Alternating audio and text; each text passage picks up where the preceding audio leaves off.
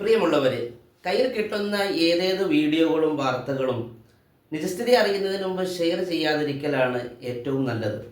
കഴിഞ്ഞ ആഴ്ച വന്നൊരു വാർത്തയുണ്ട്. ആംബുലൻസ് കനാലിൽ മറിയുകയും രോഗിയായി കിടന്ന മനുഷ്യൻ നീന്തി രക്ഷപ്പെടുകയും ചെയ്തു എന്ന്. ഒരാഴ്ചയ്ക്കിപ്പുറം മറുവാർത്ത വന്നത് ഇങ്ങനെയാണ്: ആ ആംബുലൻസിൽ രോഗി ഉണ്ടായിരുന്നില്ല എന്നും രോഗിയെ എടുക്കാൻ വേണ്ടി ആശുപത്രിയിൽ കൊണ്ടുപോകാൻ വേണ്ടി വന്ന വാഹനം കനാലിൽ മറിയുകയുമായിരുന്നു എന്നും. വിശുദ്ധമായ ഖുർആനിൽ ഈ ഒരു അധ്യാപനം നേരത്തെ തന്നെ വന്നിട്ടുണ്ട്. നിങ്ങളുടെ അരികിലേക്ക് ഒരു വാർത്ത വന്നു കഴിയുമ്പോൾ അതിൻ്റെ യാഥാർത്ഥ്യം നിങ്ങൾ മനസ്സിലാക്കണം. അതിനുശേഷമേ അത് മറ്റൊരാളോട് പങ്കുവെക്കാനും ഷെയർ ചെയ്യാനും പാടുള്ളൂ. അതല്ല എങ്കിൽ അത് പിന്നീട് ഒരു ഖേദമുണ്ടാക്കുന്ന വിഷമാവസ്ഥയ്ക്ക് കാരണമായേക്കാം. അതൊരു പക്ഷേ ഒരാളുടെ അഭിമാനം പിച്ചു ചീന്തുന്നതായേക്കാം, സ്വയം അപഹാസ്യനാകുന്നതായേക്കാം, കളവ് പ്രചരിപ്പിക്കുന്നവനായേക്കാം.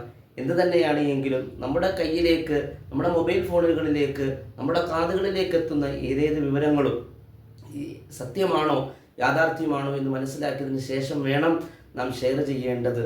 നന്മ മനസ്സിലാക്കി മുന്നേറാൻ നമുക്ക് കഴിയണം. അതിന് സാധിക്കട്ടെ.